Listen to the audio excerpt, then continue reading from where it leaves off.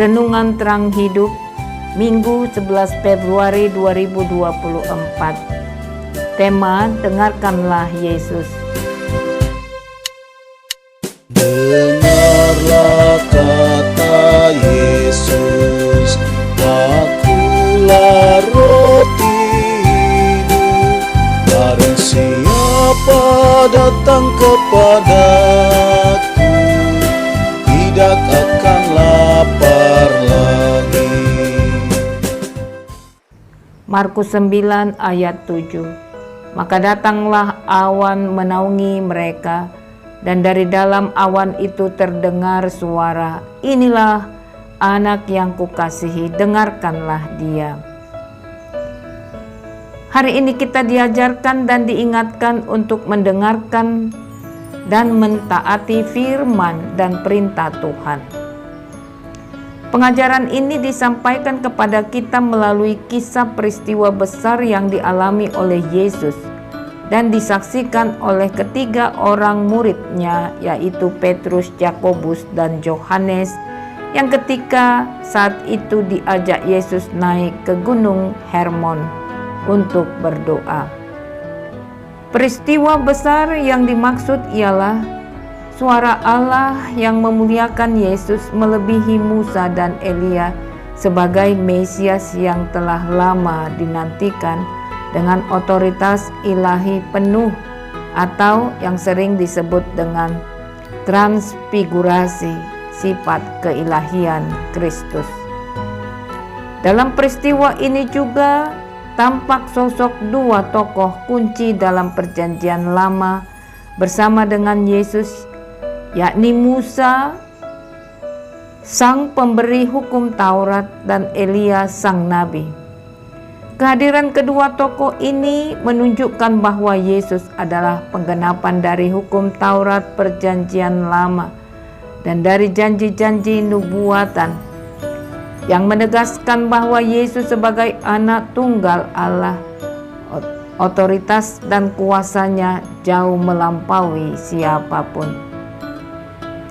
Ajakan serta nasihat yang diberikan kepada kita saat ini bertujuan untuk meneguhkan iman dan pengharapan kita kepada Tuhan Yesus Kristus, sehingga jika kita datang beribadah dan berseru kepadanya, kita datang dalam keyakinan dan penyerahan penuh kepada Yesus Kristus. Kita datang dengan segenap hati, segenap jiwa, menyerahkan kehidupan kita ke dalam tangan pengasihannya. Dikarenakan Yesus ialah sumber kehidupan. Akulah jalan dan kebenaran dan hidup. Yohanes 14 ayat 6.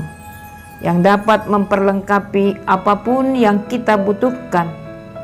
Jika kamu meminta sesuatu kepadaku dalam namaku, aku akan melakukannya. Yohanes 14 ayat 14. Dan yang mampu memerdekakan kita dari segala kesedihan, kekhawatiran, ketakutan, kebimbangan, permasalahan kita, bahkan penderitaan sekalipun, sehingga kita dapat merasakan kedamaian dan sukacita dalam kehidupan kita. Jadi apabila anak itu memerdekakan kamu, kamu pun benar-benar merdeka. Yohanes 8 ayat 36. Melalui pengajaran ini nyatalah bahwa tidak perlu ada lagi alasan-alasan, keraguan dan kemalasan untuk mengandalkan Kristus Yesus dalam kehidupan kita, untuk mendengarkan firman-Nya dan untuk mentaati firman-Nya. Sebab bersama Yesus akan ada kelegaan dan jalan keluar untuk semua pergumulan kita. Apalagi jika kita bertekun melakukan apa yang dikehendaki Allah dalam kehidupan kita, maka semakin berlimpahlah kasih karunia-Nya dalam kehidupan kita. Seperti yang dikatakan Yesus, yang berbahagia ialah mereka yang mendengarkan firman Allah dan yang memeliharanya. Lukas 11 ayat 28. Dan siapa bertelinga, hendaklah ia mendengar. Matius 11 ayat 15. Sebab iman timbul dari pendengaran, pendengaran oleh firman Kristus. Roma 10 ayat 17.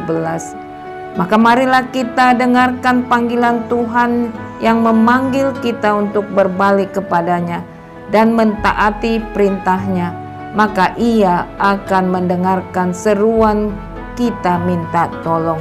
Renungan, Anda telah mengalami dalam kehidupan yang Anda jalani tentang mendengarkan Yesus. Maukah Anda membagi pengalaman itu kepada sesama? Apa yang mendorong Anda melakukan kehendak Yesus? Dapatkah Anda menerangkan rasa kegelisahan yang Anda terima ketika melakukan kehendak Tuhan dalam hidupmu? Marilah kita berdoa. Bapa Sorgawi, dengan segala kerendahan hati kami datang ke hadapan-Mu memohon berkat dan penyertaan Tuhan dalam kehidupan kami. Berkenanlah Tuhan hadir dan memakai kehidupan hamba-Mu ini untuk menyatakan kasih-Mu. Amin.